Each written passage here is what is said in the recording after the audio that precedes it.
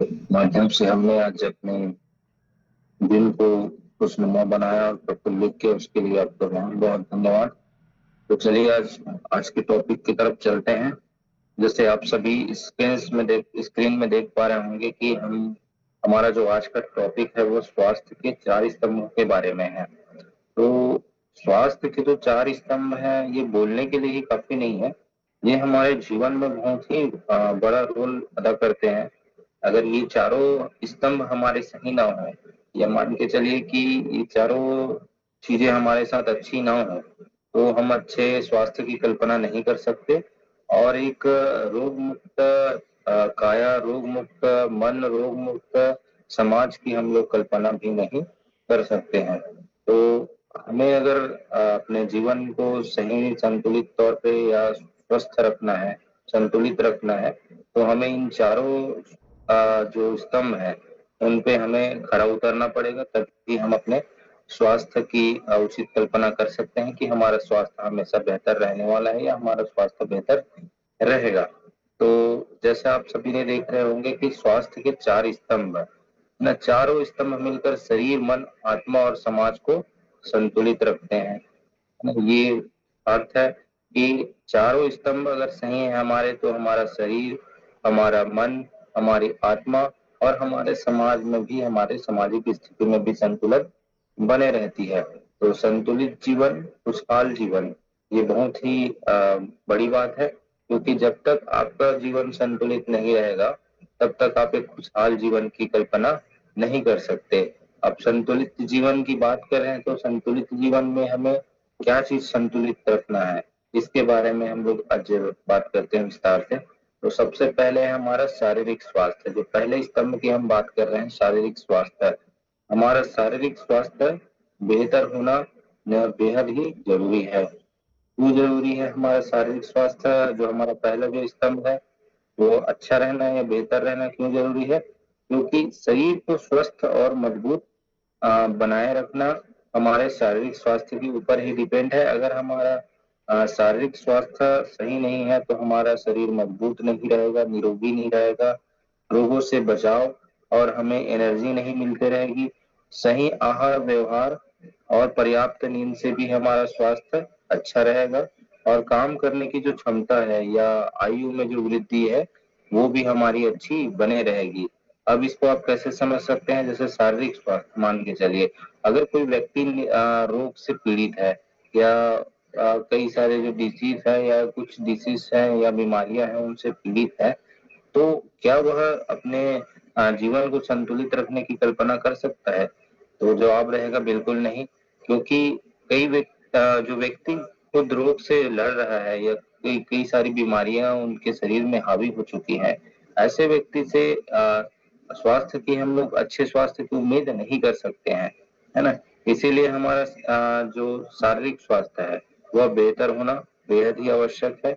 अगर हमारा शारीरिक स्वास्थ्य अच्छा नहीं रहेगा तो निश्चित हम अपने स्वास्थ्य में खरा नहीं उतर सकते। अब हमें शारीरिक स्वास्थ्य के ऊपर हमें क्या क्या फोकस करना चाहिए? शारीरिक स्वास्थ्य में जैसे हम हमारा जो फिजिकल हेल्थ है वह अच्छा बना रहना चाहिए। फिजिकल हेल्थ है हमारा अच्छा रहना चाहिए। हमारा जो आहार है, हमारा जो व्यवहार है वो अच्छा बना रहना चाहिए। जैसे कि फिजिकल हेल्थ की बात करते हैं तो हम लोग, हमारा जो सबसे पहला जो पॉइंट आता है जिसके बारे में हम लोग हमेशा बात करते रहते हैं, एक संतुलित भोजन की, है ना। संतुलित आहार की हम जो बात करते हैं वह बेहद जरूरी है आपके शारीरिक स्वास्थ्य को बनाए रखने के लिए। दूसरा है आपका, जैसे अभी मिथिलेश सर ने हमें जो ज्ञान की बातें बताई और योग कराया, है ना। तो योग और मेडिटेशन, है ना, ये भी हमारे शारीरिक स्वास्थ्य के लिए बेहद ही जरूरी है। साथ ही साथ तीसरा चीज है हमारा पर्याप्त नींद। अगर हम संतुलित आहार लेते हैं या हम योग या एक्सरसाइज करते हैं या पर्याप्त नींद लेते हैं, तो निश्चित हमारा जो शारीरिक स्वास्थ्य है वह बेहतर रहेगा और हम एक अपने निरोगी काया की जो परिकल्पना है उसको हम सिद्ध कर पाएंगे, या हमारा शरीर निरोगी काया बना मतलब बन जाएगा, है ना। तो शारीरिक स्वास्थ्य बेहतर रखने के लिए हमें इन सब चीजों में भी हमें ध्यान देने की बेहद आवश्यकता होती है। अब दूसरे पॉइंट में आता है मानसिक स्वास्थ्य। है ना। मानसिक स्वास्थ्य भी हमारा एक बहुत बड़ा स्तंभ है, मान के चलिए, या ये कहें कि हम शारीरिक स्वास्थ्य और मानसिक स्वास्थ्य दो ऐसे स्तंभ हैं जिसके बिना हमारे स्वस्थ जीवन की हम परिकल्पना नहीं कर सकते हैं। क्योंकि जब तक हमारा फिजिकल हेल्थ अच्छा नहीं रहेगा और मानसिक हेल्थ अच्छा नहीं रहेगा, मानसिक स्वास्थ्य अच्छा नहीं रहेगा, तब तक हम एक अच्छे जीवन की एक धारा में हम लोग प्रवाहित नहीं हो पाएंगे। तो मन को मानसिक स्वास्थ्य बेहतर रखने के लिए हमें किन किन उपायों को करना चाहिए उसके बारे में बात करते हैं। तो अगर आपको मान के चलिए मानसिक स्वास्थ्य अच्छा रखना है, तो आपको सबसे पहले तो आपके फिजिकल हेल्थ पे ध्यान देना होगा। जैसे शारीरिक स्वास्थ्य की हम बात कर रहे हैं, उस पे ध्यान देना होगा। अगर ये जो आप कहते हैं ना कि मन अच्छा तो तन अच्छा, तो जैसे ही मान के चलिए संतुलित आहार की जैसे हमने अभी बात करी, तो संतुलित आहार अगर हम नहीं लेते हैं, जैसे आजकल का जो चलन है ना, आजकल जो भोजन लोग ले रहे हैं, मतलब यूरोपीय कंट्री, अमेरिकन या चाइनीज फूड का जो सेवन बढ़ चुका है, तो ऐसी चीजों का हम जब सेवन कर रहे हैं तो हमारा जो गट हेल्थ है वह खराब हो रहा है। और गट हेल्थ इनडायरेक्ट सीधा कनेक्ट होता है आपको मानसिक स्वास्थ्य से। आप ये मान के चलिए कि अगर आपका गट हेल्थ अच्छा नहीं है, आपका गट हेल्थ का जो स्वास्थ्य है वो बिल्कुल अच्छा नहीं चल रहा है, तो निश्चित गट हेल्थ बिगड़ा हुआ है तो आपका मन भी बिगड़ा हुआ रहेगा और यह मानसिक स्वास्थ्य पे इसका प्रभाव पड़ेगा। तो अगर आप भोजन अच्छा लेते हैं, जैसे भोजन, हम सात्विक भोजन की भी बात करते हैं, जैसे खाएंगे भोजन वैसा होगा मन, ऐसा बोलते हैं ना, तो ये भी एक प्रमाणिक है। क्योंकि हम अच्छा भोजन करते हैं तो हमारा गट हेल्थ अच्छा होता है, और हमारा गट हेल्थ अच्छा होता है तो हमारा मानसिक स्वास्थ्य भी मजबूत होता है। तो मानसिक स्वास्थ्य एक बहुत बड़ा दूसरा स्तंभ होता है हमारे जीवन में, जिसे हमें बना करके रखना चाहिए। मन को, इसमें से क्या क्या फायदे होते हैं उसको जानिए। मन को शांत, सकारात्मक और मजबूत बनाता है। अगर आपका मानसिक स्वास्थ्य अच्छा रहा तो मन को शांत, सकारात्मक और मजबूत बनाएगा। तनाव, चिंता और अवसाद से बचाता है। अच्छा सोचने, समझने और निर्णय लेने की क्षमता को बढ़ाता है, और भावनाओं पर नियंत्रण और आत्मविश्वास बढ़ाता है। अब भावनाओं पर नियंत्रण और आत्मविश्वास कैसे बढ़ाता है? मान के चलिए कि आपका मानसिक स्वास्थ्य अच्छा है, आप नित्य प्रतिदिन योग करते हैं, ध्यान करते हैं, मेडिटेशन करते हैं, तो आपकी जो सोचने समझने की जो क्षमता होगी वो औरों से अलग होगी। आपकी भावनाओं में, जैसे किसी भी चीज में रिएक्ट करने की जो स्थिति होती है, जिससे हम, हमारा जो इमोशंस होता है, तो आप अगर नित्य प्रतिदिन योग मेडिटेशन करते रहेंगे तो आपकी जो भावनाएं हैं उनको भी आप नियंत्रित करने का काम करेंगे। आपका मन कभी भी किसी गलत चीज के लिए नहीं दौड़ेगा, ना कभी आपको डिप्रेशन आएगी, ना एंजाइटी आएगी, और ना ही मनोविकार आएगा, है ना। मन विकार भी बहुत बड़ी एक चीज होती है। अगर मन विकार अगर किसी को आ गया तो उससे निकलने में भी उसको बहुत ज्यादा मुश्किल होती है। तो मन को अच्छा रखने के लिए सबसे पहले तो हमें अपने शारीरिक स्वास्थ्य पे फोकस करना आवश्यक है। तत्पश्चात उसके बाद हमें अपने मन को अच्छा रखने के लिए हमें कुछ एक्टिविटी करने की आवश्यकता है। जैसे हम बात करें कि पर्याप्त नींद, तो पर्याप्त नींद लेनी भी आवश्यक है मानसिक स्वास्थ्य को बेहतर करने के लिए, और साथ ही साथ समय में सोना और समय में उठना भी बहुत ही आवश्यक है हमारे मानसिक स्वास्थ्य को बेहतर रखने के लिए। क्योंकि अगर आप समय पर सोते हैं और समय पर उठते हैं तो निश्चित, अगर आप एक मान के चलिए, जैसे हम हमारे पूर्वज ब्रह्म मुहूर्त की जो बात करते थे, अगर ब्रह्म मुहूर्त में अगर आप उठते हैं और मेडिटेशन करते हैं, ध्यान करते हैं, तो ध्यान आपका इतना बहुत ही अच्छा मान के चलिए एक्टिविटी है, जिससे आपका मन बेहद ही प्रसन्नचित रहेगा। हमेशा आपका मन प्रसन्न रहेगा, आपके मन हमेशा एनर्जी से भरी रहेगी और पॉजिटिविटी से भरी रहेगी। आप हमेशा अच्छा सोचेंगे, आप अच्छा करने का सोचेंगे। आप अपने हर एक क्षेत्र में, जिस क्षेत्र में आप काम करते हैं, जिससे आपका आर्थिक आपकी आर्थिक स्थिति मजबूत होती है, ऐसे क्षेत्रों में भी आपको लाभ मिलेगा। साथ ही साथ आपको पारिवारिक स्थितियों में भी आपको लाभ मिलेगा, और आप जिस क्षेत्र में रहते हैं उस क्षेत्र में भी आपको लाभ मिलने वाली है। तो निश्चित अगर आप योग और मेडिटेशन को सीरियसली लेते हैं, मेडिटेशन पे ध्यान देते हैं, ध्यान लगाते हैं, तो निश्चित आपका जो मन है, वो जो मानसिक स्वास्थ्य है, वो आपका बहुत बेहतर होने वाला है। तो शारीरिक स्वास्थ्य और मानसिक स्वास्थ्य, आप दोनों ही स्तंभों को आसानी से आप अचीव कर सकते हैं और आपके स्वास्थ्य को बेहतर कर सकते हैं। अब तीसरे पॉइंट पे आते हैं, आध्यात्मिक स्वास्थ्य। अब लोग कहेंगे कि क्यों हम अध्यात्म से जुड़े, हमें क्या ऐसा प्राप्त हो जाएगा जिस अध्यात्म से जुड़ने से कि हमारा ये स्वास्थ्य बेहतर हो जाएगा। तो स्वास्थ्य बेहतर रखने के लिए हमें आध्यात्मिक स्वास्थ्य की ओर भी आगे बढ़ना आवश्यक है, क्योंकि हम अगर अध्यात्म से नहीं जुड़े हैं, मान के चलिए किसी भी तरह के आध्यात्मिक पहलू से अगर हम नहीं जुड़ते हैं, तो भी हमारा जो मन है वो अशांत होने वाला है। अब ऐसा क्यों है कि आप जैसे एक अंदाजा लगाइए कि अगर आप कभी बहुत ज्यादा उदास है, कभी आप बहुत ज्यादा उदास हो जाते हैं या बहुत ज्यादा आप में तनाव में रहते हैं, या आपको एंजाइटी या डिप्रेशन जैसी चीजें घेर के रखी हुई होती हैं, तो आप जैसे ही किसी धार्मिक स्थल पे जाते हैं जहाँ आपको अच्छा लगता है, या किसी देवालय, किसी मंदिर में आप जाते हैं, तो आपको कैसा अनुभव होता है? आपकी आपका वहां पहुंचते ही क्या होता है कि आपका जो मन है वह खुश हो जाता है ना, प्रसन्न हो जाता है, और आपकी जो तनाव जो होती है या एंजाइटी होती है, जो डिप्रेशन होती है, वह आपको ऑटोमेटिक कम लगने लग जाती है ना। तो यह किस लिए होता है? क्योंकि हम अपने मन को अध्यात्म से जोड़ चुके हैं।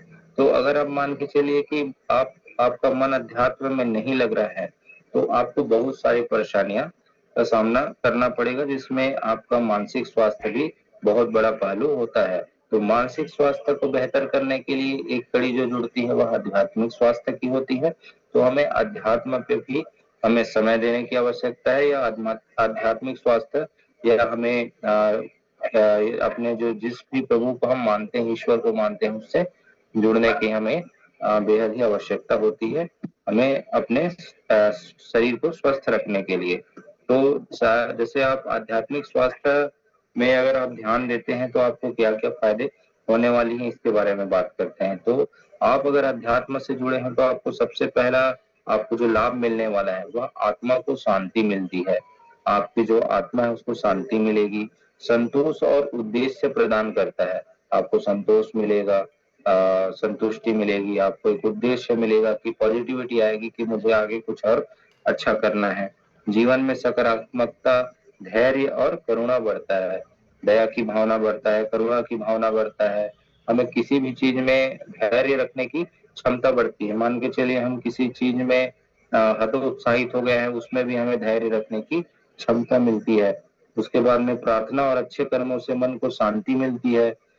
कठिन परिस्थितियों में भी साहस और संतुलन बनाए रखने में भी सहायता मिलता है, अगर हम अध्यात्म से जुड़े हुए होते हैं। उसके बाद में है चौथा जो पॉइंट होता है वो सामाजिक स्वास्थ्य। जो सामाजिक स्वास्थ्य की जो स्तंभ है, अंतिम जो स्तंभ है, वह भी बहुत ही आवश्यक होती है, क्योंकि हम फिजिकल रूप से स्वस्थ हैं, मानसिक रूप से स्वस्थ हैं, हम अध्यात्म से भी जुड़े हुए हैं, लेकिन कहीं भी हमारे समाज में हमारा अच्छा व्यवहार नहीं है, या लोगों के बीच हमारा अच्छा संबंध नहीं है, तो उससे भी हमारे स्वास्थ्य पे इफेक्ट पड़ता है। अगर आपका सामाजिक स्वास्थ्य अच्छा रहेगा तो आपको किस तरह की जो लाभ मिलेगी उसके बारे में बात करते हैं। जैसे समाज में अच्छे संबंध और सहयोग बढ़ता है। कभी आप किसी परेशानी में रहेंगे और समाज में अच्छा संबंध है, तो आपको उस परेशानी से निकालने के लिए आपको कई सारे लोग आपके सामने दिख जाएंगे, है ना। अकेलेपन को दूर करता है और सहारा प्रदान करता है। आप सोच करके देखिए कि अगर आप इस दुनिया में अकेले ही रहेंगे तो आपको क्या खुशी मिल पाएगी? नहीं ना। तो वैसे ही है कि हमें अच्छे मित्र, अच्छे संबंधी अगर सामाजिक रूप से मिलते हैं तो हमें अकेलेपन और ये जो भी परेशानियां होती है उससे निजात मिलती है। मान के चलिए मिलजुल कर रहने से खुशी, सम्मान और सुरक्षा मिलती है। खुशी भी मिलती है, सम्मान भी मिलता है और सुरक्षा भी मिलता है। समाज के प्रति जिम्मेदारी और सद्भावना विकसित होती है। आप मान के चलिए कि समाज के प्रति आप एक जिम्मेदार नागरिक बनेंगे और सामाजिक रूप से जुड़े हुए रहेंगे, तो आपका जो मेंटल हेल्थ और फिजिकल हेल्थ भी अच्छा बना रहेगा। तो चारों स्तंभों का हमारे जीवन में बहुत ही बड़ा रोल है। इसको बस हमें समझने की आवश्यकता है। जैसे स्वस्थ मान के चलिए, स्वस्थ शरीर से आपको क्या मिलेगी? तो स्वस्थ शरीर से सफल जीवन का नींव है ना? मतलब स्वस्थ शरीर सफल जीवन का नींव है। स्वस्थ मन खुशहाल जीवन का आधार है, और स्वस्थ आत्मा जीवन को सही दिशा देती है, और स्वस्थ समाज सुखमय जीवन की गारंटी है। आप अगर इन चारों स्तंभों को अच्छे से पालन करते हैं, अगर इसमें अच्छे से आप फोकस करते हैं, आप या मनन करते हैं कि नहीं, मुझे इन चारों स्तंभों का पालन करते हुए अपने शरीर को स्वस्थ रखना है, अपने मन को शरीर स्वस्थ रखना है, मुझे अपने आप को स्वस्थ रखना है, तो इन चारों स्तंभों को अगर हम ध्यान देंगे तो निश्चित हमें अपने जीवन में एक सफलता मिलने वाली है, और हम हमेशा एक सफल व्यक्ति रहेंगे हर एक क्षेत्र में। चाहे हम स्वास्थ्य के क्षेत्र में हो, चाहे हम अपने आर्थिक क्षेत्र में हो, चाहे आप सामाजिक क्षेत्र में हो, हर एक क्षेत्रों में आपको आगे रहने की एक ललक बढ़ेगी, एक ऊर्जा मिलेगी, आपको एक ताकत बढ़ेगी कि अगर मेरे चारों जो स्वास्थ्य के स्तंभ में अगर वो सही चल रहे हैं, तो निश्चित मैं एक सफल व्यक्ति हूँ, एक स्वस्थ व्यक्ति हूँ, और मुझे हमेशा सफल रहने के लिए मतलब आगे मुझे एक एनर्जी बनते रहेगी। तो शारीरिक स्वास्थ्य अच्छा हो तो मन अच्छा रहता है। आप विश्वास मतलब करके देख सकते हैं कि शारीरिक स्वास्थ्य आपका अच्छा रहा तो आपका मन अच्छा रहेगा। मानसिक स्वास्थ्य अच्छा हो तो व्यवहार और संबंध अच्छे रहते हैं। आध्यात्मिक स्वास्थ्य अच्छा हो तो जीवन और शांति संतुलित रहता है, और सामाजिक स्वास्थ्य अच्छा हो तो समाज और जीवन दोनों में समृद्धि होती है। तो यह सिद्ध भी होता है, क्योंकि हम शरीर से स्वस्थ होते हैं तो हमारा मन स्वस्थ होता है, और हम आध्यात्म रूप से अच्छे होते हैं तो हमारे जीवन में एक संतुलन बने रहता है। हमें अच्छे कार्य करने के लिए एक प्रेरणा मिलते रहती है, और समाज के साथ हमारा अच्छा संबंध होता है, हमारा सामाजिक परिवेश अच्छा होता है, तो जीवन में समृद्धि आती है। समृद्धि अर्थात हमें खुशहाली प्राप्त होती है, हमें अपने जीवन में आगे बढ़ने की हमेशा प्रेरणा बनी रहती है। तो ये चारों